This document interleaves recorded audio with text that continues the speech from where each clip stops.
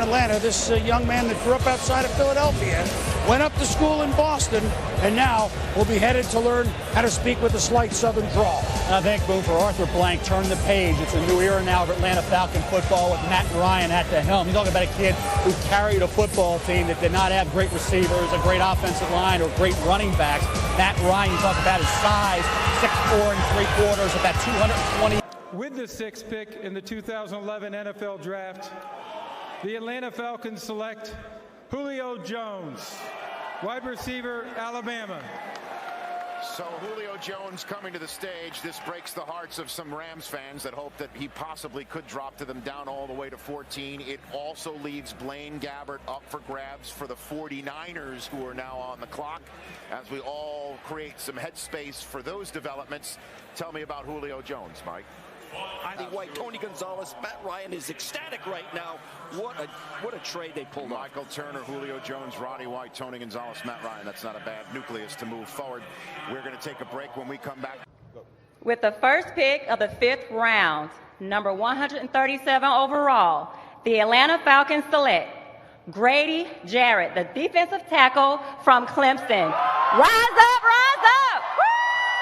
All right, there you have it, Grady Jarrett, as we discussed before, big favorite of Dabo Swinney, and he would argue, too, that guy causes the kind of confusion up front that allows some of the other playmakers on that defense to make hay. Grady Jarrett needs to play in a penetrating scheme, but when he does it, he is dynamic. He is short, but plays with great leverage, plays with great balance, and look at him chase from that nose position. He will not give a center a break.